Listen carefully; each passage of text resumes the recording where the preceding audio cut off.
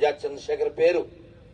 ఆయన 29 ఏళ్ళు అంతే, 29 ఏళ్ళు జీవించాడు. ఆయన చిన్న బిడ్డగా అంటే గట్టిగా 9 ఏళ్ళు ఉన్నప్పుడు 6 ఏళ్ళు ఉన్నప్పుడు వందే వందే వందే వందే వందే వందే అని నినదిస్తే చిన్న పిల్లోడిని ఆ బ్రిటిష్ కుక్క వాడు జడ్జి వాడిని శిక్షించాలని నీ పేరేంటి అన్నాడు. ఆ పిల్లోడు చంద్రశేఖర్ కానీ పేరు చెప్పలే, ఆజాద్ అన్నాడు. అందుకని ఆ పేరు చివర ఆజాద్ యాడ్ అయింది. నా పేరే స్వాతంత్రం అన్నాడు. వాళ్ళ నాన్న పేరు అడిగారు, ఇంక్యులాబో ఇంకోటి చెప్పాడు. ఆయనకి కోపం వచ్చింది. ఈ పిల్లవాడు వందే మాత్రం ఆపనంత వరకు కొట్టమన్నాడు. 100 కొరడా దెబ్బలు ఎన్నో కొట్టారు. సోదరు పడిపోయాడు. పెరిగాడు. అలాగే దేశభక్తితో జ్వలించాడు.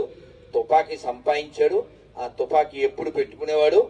అయితే మన దరిద్రం ఏంటంటే మనకి బయట శత్రువుల కంటే ఇంటి దొంగలు ఎక్కువ మంది దండిగా ఉన్నారు. అప్పుడు ఇప్పుడు ఈ మతం మారిన ప్రతి ఒడి ఇంటి దొంగ, అనుమానమే లేదు. నేనేమో అన్ని మతాలు సమానమని అబద్ధం చెప్పను, ఖచ్చితంగా చెప్పను. ఎందుకంటే సనాతన ధర్మం మాత్రమే చెప్తుంది సర్వే జనా. నాకు భగవంతుడి పేరు 2 అక్షరాల 3 అక్షరాల 5 అక్షరాల సంబంధం లేదు. ఒక్క అక్షరంతో కూడా నేను భగవంతుని చేరతానని ఓంకారం చెప్పించి నేను విశ్వసిస్తాను. నా ధర్మం విశ్వవ్యాప్తం. నా ధర్మానికి ఆధారం ఉంది. నా ధర్మానికి నీతి ఉంది. కాబట్టి ఒక అక్షరంతో కూడా నేను భగవంతుని పొందగలను. కానీ మూఢులైనటువంటి ఎడారి మతస్థులు వాడు అనుకున్న ఆ 2 అక్షరాలు 3 అక్షరాలతోనే నేను మోక్షాన్ని పొందుతాను, ఏదో పరలోకం అని అది పిండాకుడని అనుకుంటూ ఉంటాడు.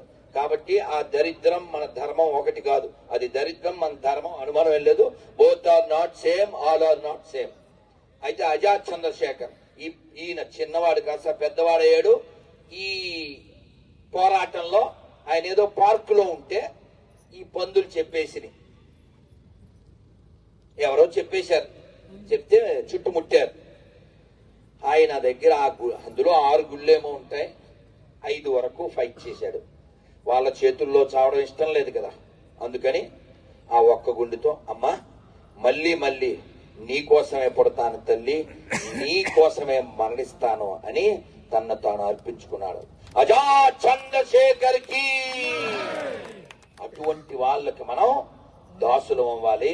అలాంటి వాళ్ళకి మనం ప్రేరణగా మనం వారు జీవించాలి. అలాంటి వారిని చూసి, అంతేగాని